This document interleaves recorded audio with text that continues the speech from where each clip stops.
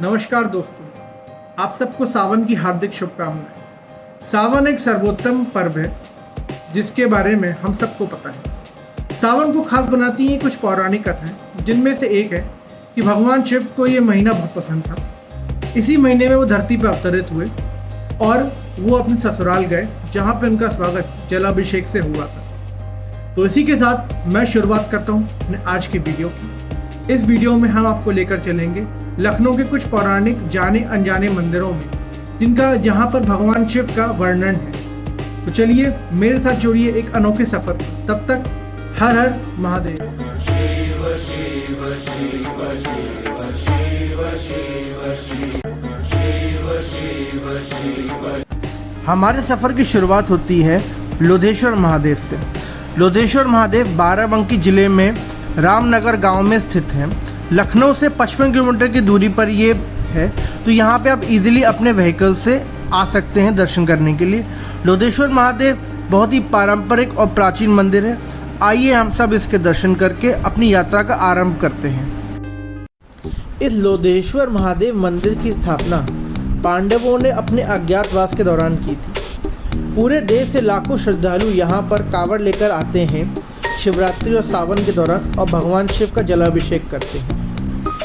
विष्णु पुराण में ये बात कही गई है कि पांडवों ने 12 वन कहे जाने वाले बाराबंकी में ही पारिजात वृक्ष लगाया और भगवान शिव की आराधना की थी। तो इस पौराणिक मंदिर के बारे में हम सबको शायद इतना नहीं पता था, पर मेरा सौभाग्य है कि मैं आपको इस बारे में जानकारी दे पा रहा हूँ।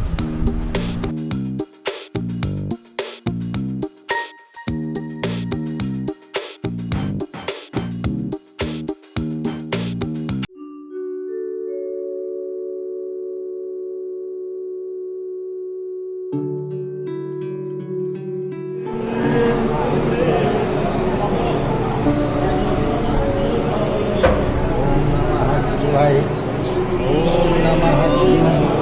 ओम नमः शिवाय। नीचे से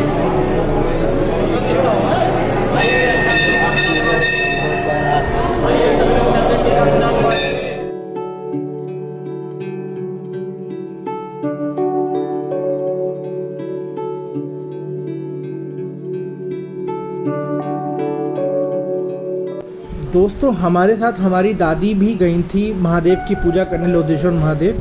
आप देख सकते हैं इस वीडियो में वो कितने जोश से, कितने आनंद से पूजा कर रही हैं भगवान शिव की।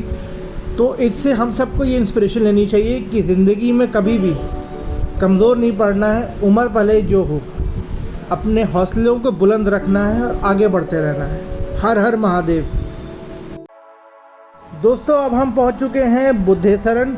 बुद्धेश्वरन हमारे लखनऊ में राजाजीपुरम पारा में मोहन रोड पर आगरा एक्सप्रेसवे के पास पड़ता है। ये भी हमारे लखनऊ का एक प्राचीन मंदिर है और इसका संदर्भ जो जुड़ा हुआ है वो जुड़ा हुआ है हमारे महान ग्रंथ रामायण से। हम सब जानते हैं रामायण में लक्ष्मण जी लक्ष्मणपुर के राजा थे और लखनऊ का पुराना नाम लक्ष्मण नगर ही था। इस बात में कोई संदेह नहीं कि भगवान शिव की पूजा सोमवार को होती है, पर बुद्धेश्वर इकलौता ऐसा मंदिर है जहाँ पर भगवान शिव की आराधना और पूजा बुधवार को की जाती है। पौराणिक कथाओं के अनुसार भगवान राम के आदेश पर जब लक्ष्मण जी माता सीता को वन में छोड़ने जा रहे थे, तब उन्हें माता सीता की सुरक्षा की चिंता हुई। लक्ष्मण जी ने इसी जगह भगवान शिव की आराधना की थी। जिस दिन भगवान शिव ने उन्हें दर्शन दिया उस दिन बुधवार था, इसलिए इस मंदिर का नाम बुद्धेश्वर पड़ा और तभी से इस मंदिर में बुधवार को भगवान शिव की पूजा होती है। दूर दूर से श्रद्धालु यहाँ पर आते हैं महादेव की पूजा करने। आप देखिए यहाँ पे कितनी भीड़ है यहाँ पर दर्शन करने के लिए लोगों की। बुद्धेश्वर महादेव की मान्यता बहुत पुरानी है, लोग दूर दूर से यहाँ दर्शन करने आते हैं। अगर आपको भी कभी मौका मिले बुद्धेश्वर की तरफ दर्शन करने जाने का, तो इस मौके का ज़रूर लाभ उठाएं और भगवान शिव के दर्शन करें। हर हर महादेव।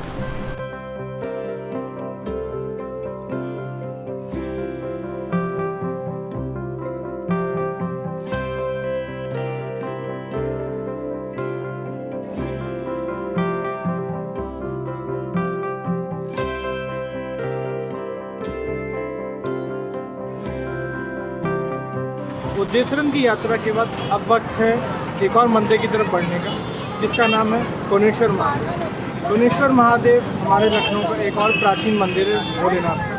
चलिए अब मैं आपको सीधे मिलता हूँ कोनेश्वर महादेव से, वहीं दर्शन करते बाबा के।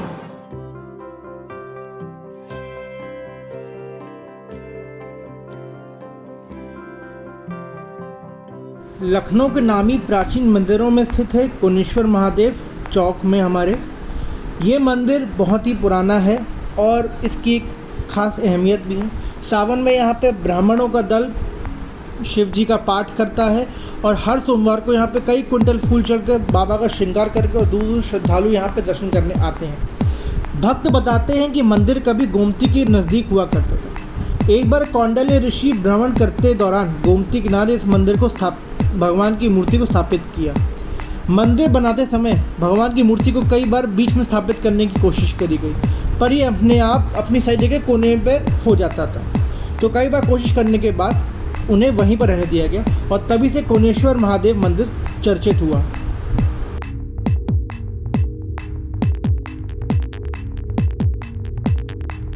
कोनेश्वर मंदिर में या नीचे झांकी सजी हुई सावन के उपलक्ष्य में, तो उसका एक नज़ारा आप सब देख सकते हैं।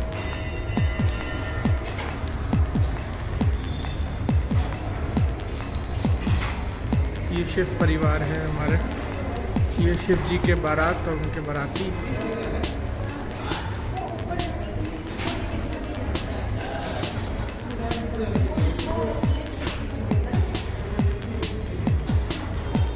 ये समुद्र मंथन के समय का है। हमारा इतिहास को बहुत अच्छे से यहाँ पर इन्होंने विवरण किया है। अर्धनारीश्वर महादेव जी, ये गंगा माँ का अवतरण जब हुआ था, ये तब के समय के बारे में बताया है इसमें। बाबा अमरनाथ गुफा दर्शन। जय अमरनाथ बाबा। 12 ज्योतिर्लिंग में है केदारनाथ धाम, काशी विश्वनाथ धाम, महाकालेश्वरम, वैद्यनाथ धाम, ओंकारेश्वरम, गंगेश्वरम, त्र्यंबकेश्वरम, मल्लिकार्जुन धाम, भीमकरेश्वर, सोमनाथ महादेव और नागनाथ। ये हमारे भारत के 12 ज्योतिर्लिंग दर्शन हैं। ये पूरे भारत का नक्शा बना हुआ है। सबसे आखिरी में जो है दक्षिण में है रामेश्वरम और सबसे ऊपर है केदारनाथ धाम।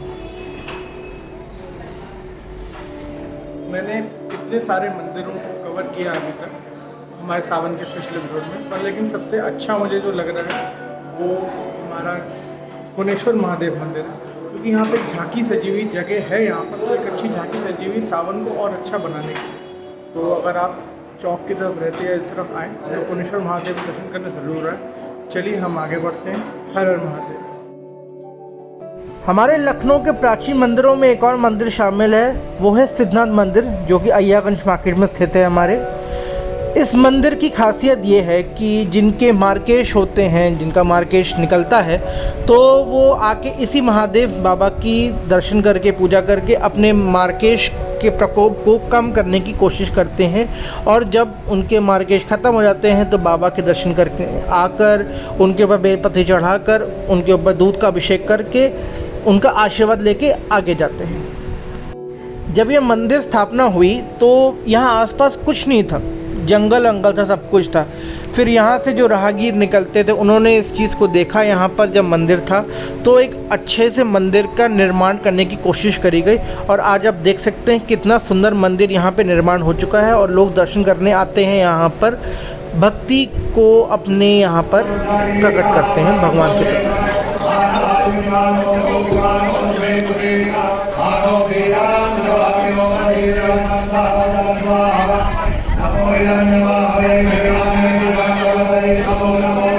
मनकामेश्वर मंदिर की तरफ बढ़ने का।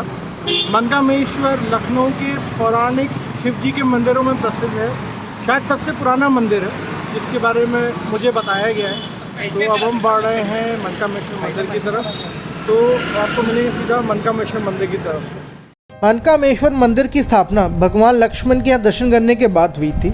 जब वो माता सीता को वनवास में छोड़ के लौट रहे थे तो अपने मन को शांत करने के लिए उन्होंने यहाँ पे दर्शन किए और उसके बाद ही इस मंदिर की कालांतर स्थापना हुई थी। लोग यहाँ दूर दूर से आके अपनी मन की इच्छा भगवान के सामने रखते हैं और प्रार्थना करते हैं उसको पूरा होने की।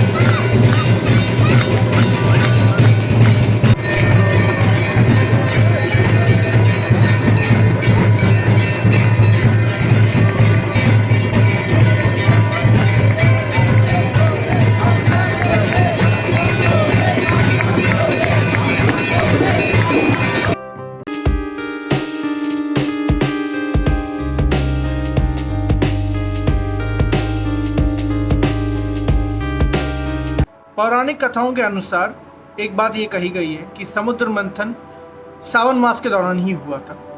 समुद्र मंथन के बाद जो विष निकला, भगवान शंकर ने सृष्टि को बचाने के लिए उस विष को अपने गले में समाहित किया और उस विष के प्रभाव को कम करने के लिए देवी देवताओं ने उनके ऊपर जल अर्पण किया। इसी से शिवलिंग पर जल अर्पण की प्रथा शुरू हुई, जो कि हम सब आज हमारे मंदिरों में करते हैं।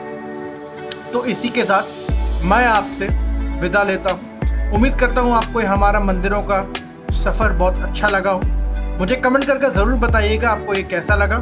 चलिए मैं आपसे मिलता हूँ अगले किसी अच्छे व्लॉग में। तब तक के लिए अपना बिल्कुल ध्यान रखें, सेहतमंद रहें। जय हिंद।